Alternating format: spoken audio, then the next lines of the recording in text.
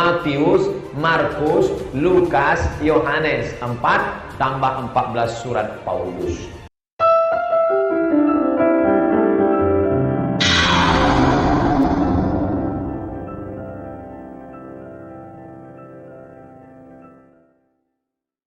Ya, salam teman-teman semuanya, selamat datang dan selamat berjumpa lagi dengan saya di channel ini.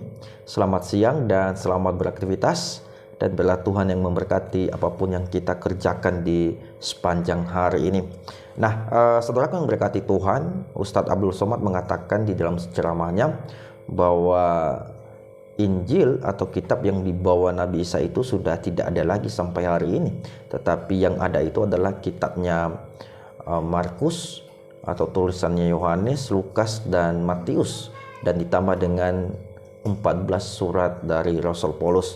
Dan itu artinya bahwa Injil atau kitab yang kita pegang sampai hari ini itu menurut saya itu sudah tidak asli lagi, karena menurut Abdul Somad bahwa kitab atau Injil yang dibawa Nabi Isa itu sudah tidak ada lagi menurut dia. Dan katanya ya kepada para jamaahnya di situ, kalau kalian tidak percaya, coba kalian tanyakan kepada mantan pendeta Ustadz Yahya Waloni, Ustadz Irene Handono, dan Ustadz Nababan. Wow, ternyata ketiga orang ini adalah Ustadz andalan Ustadz Abdul Somad. Nah teman-teman semuanya, sebelum kita lanjut, marilah kita simak dulu video berikut ini. Kristen diambil dari Kristus, Jesus Christ, Kristus sang juru selamat. Nama lainnya Nasrani. Nasrani diambil dari kata Nasirah. Nasirah artinya Nazaret, kampung Nabi Isa. Orang mana itu? Orang Nazaret. Sedangkan agama Islam berserah diri kepada Allah. Injil yang dibawa oleh Nabi Isa tidak ada lagi sekarang. Injil yang dikatakan Injil itu, isi Injil itu sekarang 4 kitab ditambah 14 surat Paulus. Matius, Markus, Lukas, Yohanes. 4 tambah 14 surat Paulus. Bukan Injil yang dibawa oleh Nabi Isa alaihissalam. Tanya ibu mantan pendeta Irene Handono.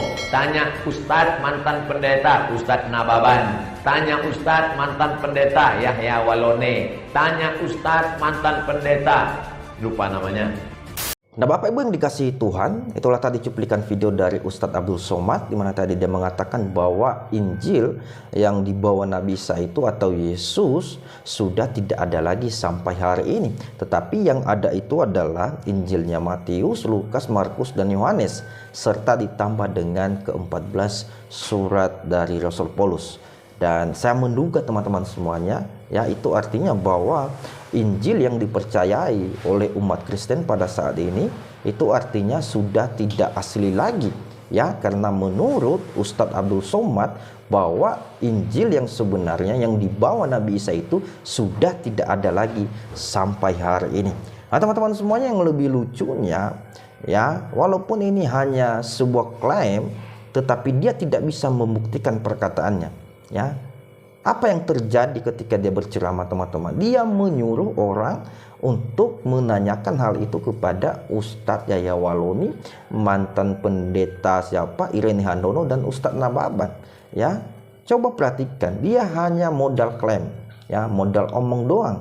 Ya, dia tidak bisa membuktikan secara bukti data, ya, tetapi dia menyuruh orang bertanya kepada mantan-mantan pendeta ini. Nah teman-teman semuanya, apakah ketiga orang ini bisa dipercaya? Mari kita sama-sama mereview ketiga orang ini. Yang pertama, ya, Ustadz Yahya Waloni. Ustadz Yahya Waloni pernah mengatakan bahwa dia pernah menjadi seorang rektor di salah satu perguruan tinggi yang ada di kota Sorong, Papua, ya, Universitas Kristen Indonesia.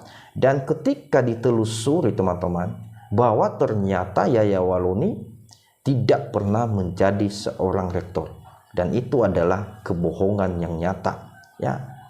Yang kedua, Irene Handono, dia mengatakan bahwa dia adalah mantan biarawati, tetapi ketika diselidiki bahwa ternyata Irene Handono adalah mahasiswa yang di DO di salah satu kampus, ya.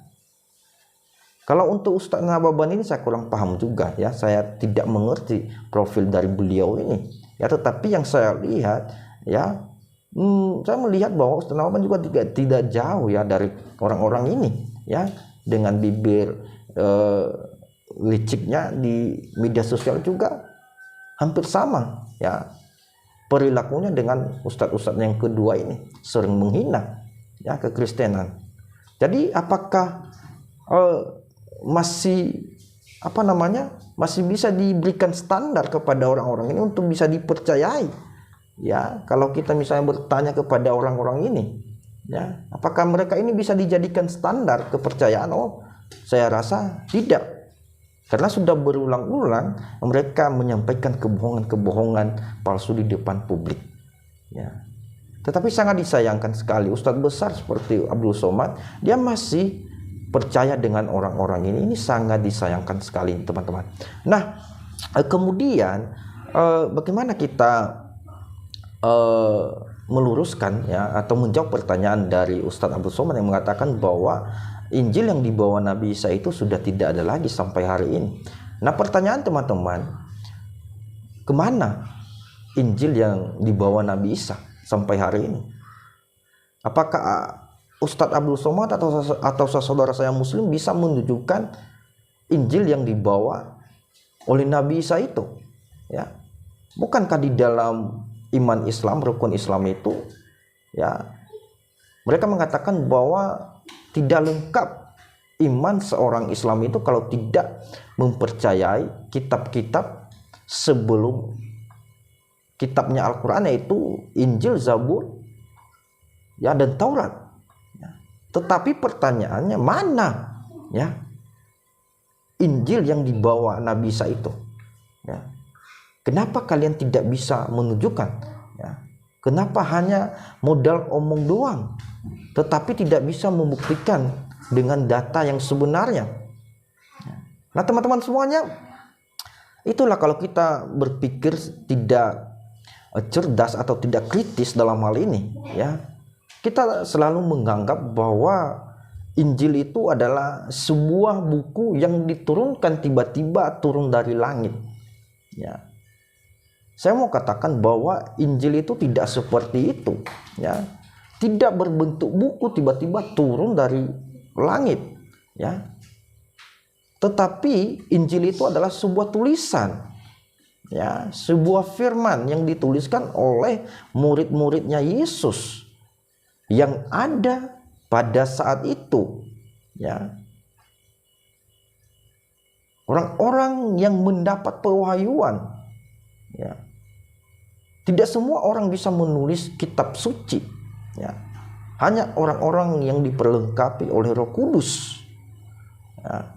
Sama seperti Matius, Yohanes ya, dan murid-murid yang lain. Hanya yang diberikan otoritas oleh Tuhan yang bisa menuliskan itu.